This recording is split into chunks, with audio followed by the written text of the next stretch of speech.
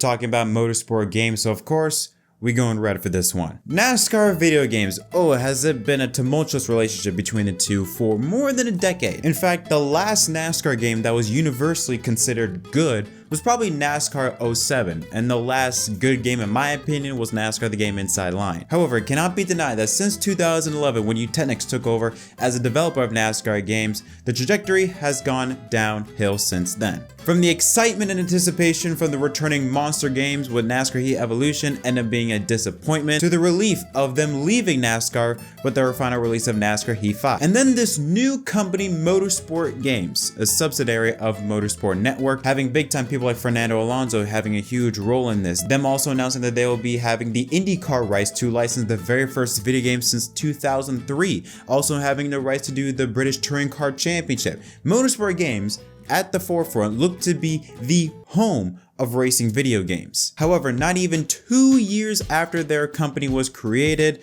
everything has gone down the toilet. Throughout this entire time, Motorsport Games has always been in the center of controversy with its CEO, Dmitry Kozkov, to how the games have been developed, like NASCAR 21 Ignition, quite possibly being one of, if not the worst NASCAR game ever created. Everyone else is in. Am I in?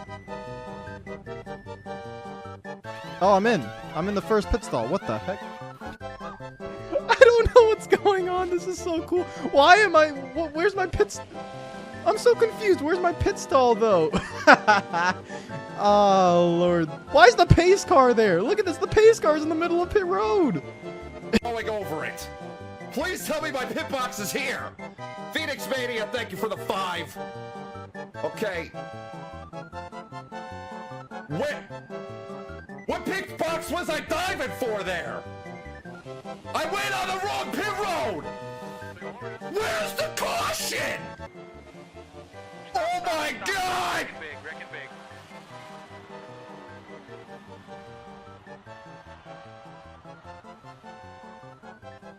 From shady business techniques to the plethora of former employee reviews detailing how horrible it is to work at Motorsport Games, we have finally potentially reached the final nail in the coffin. Shout out to Roland_OTR for being the first to bring this situation to light. All of the board of directors of Motorsport Games disappeared. They have all left at once. They apparently all resigned after a disagreement with Motorsport Network over how the funding would be raised, or at the very least maybe be distributed, since Motorsport Games is a subsidiary of Motorsport Network. And like I said, this is just another punch in the gut to Motorsport Games. I mean, you have to think about it. In 2 years, when they opened public, when they became public with their stock was as high as $326 on February 5th, 2021. It has dropped by nearly 98% to less than $7. To lose that many points in such a short amount of time shows how fractured this company is at Motorsport Games, and it should be no surprise. Like I said, there have been numerous cases, rumors flown around about how shady the business is at Motorsport Games, with Dmitry Kozkov, the CEO, someone being able to pull the strings, and I said at the very least scamming the investors by saying, oh look, this is what we're doing. We're having these exciting plans, like announcing that,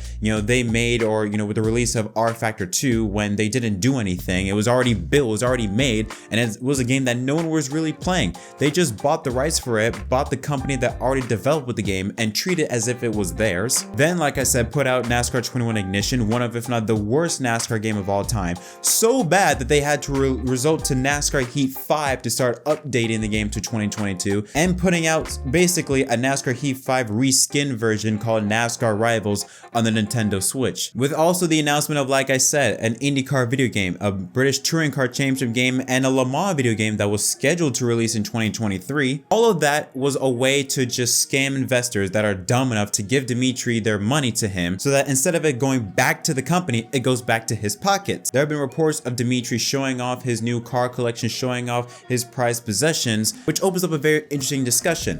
Why is it that with the CEO of Dmitry Kozkov, or the top dog, we could say this in this case, earning more money, getting more and more money from investors, yet Motorsport Games is going down?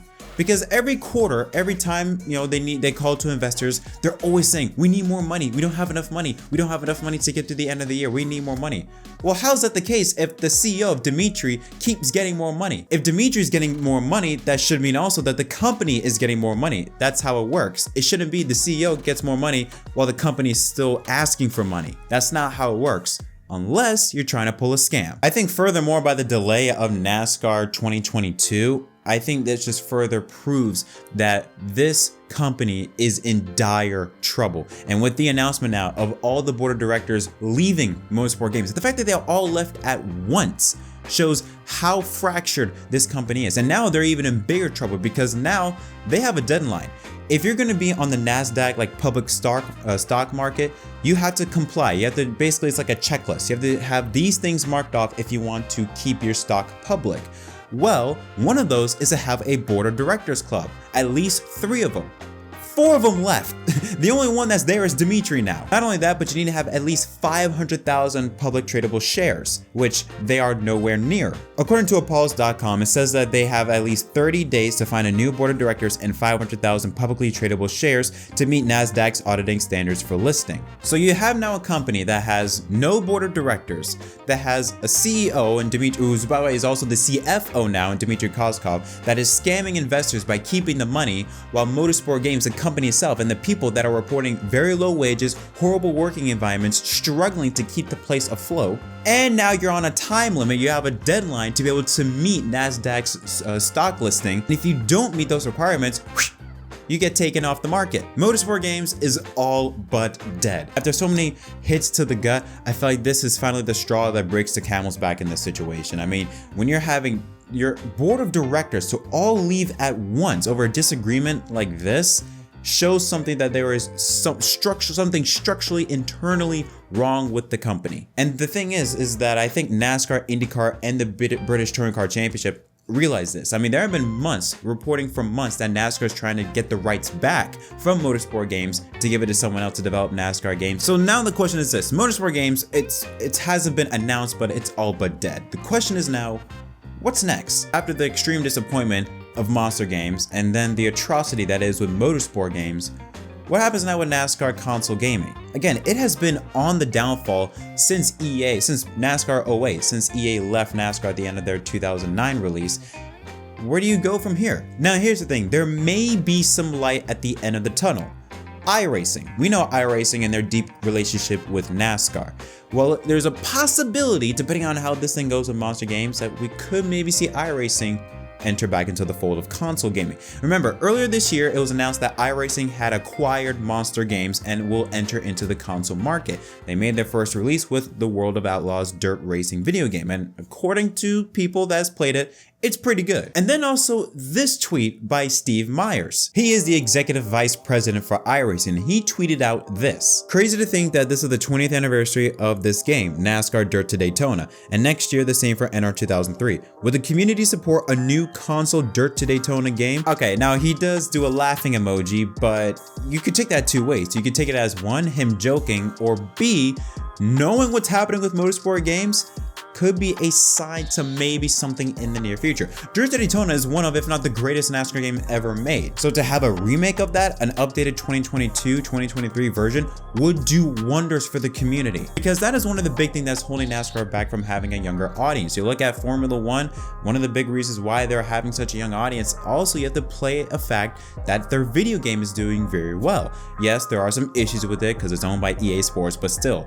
You take a look at F1 2022 compared to NASCAR 21 Ignition, I take F1 2022 any day of the week. Having a video game, a well-functioned video game, is extremely vital for having a young audience, because if you have a game that allows young people to come together and to actually enjoy the game, guess what? They're going to want to learn more about the sport. You can give a video game, a racing video game, to someone that knows nothing about NASCAR, and if they love it, guess what? They're going to know the drivers, they're going to know the tracks, and eventually they're going to want to see the real thing. So it's extremely important to have a video game that actually works and actually plays well. And we haven't had that for the better part of a decade. But what do you think? What do you think is going to happen with Motorsport Games, and what do you think is next for NASCAR console gaming? I think more than likely iRacing is a likely option to enter back into the NASCAR fold. So I think overall, I think as a possibility, maybe down the line, maybe next year, I won't be surprised if you see iRacing be the new console maker for NASCAR games. I mean, they already have a deep relationship with NASCAR in building actual racetracks. I mean, they built the LA Coliseum, built the Chicago Street Race, so they already have a deep relationship between the two. Why not enter the console fold? I think it would do wonders for the community. Those are my thoughts. What are your thoughts on this situation? What do you think is the future of Motorsport Games? And what do you think is going to happen next with NASCAR console gaming? Let me know your thoughts in the comment section down below. Until next time, my name is Jet from MDK. Thanks for watching.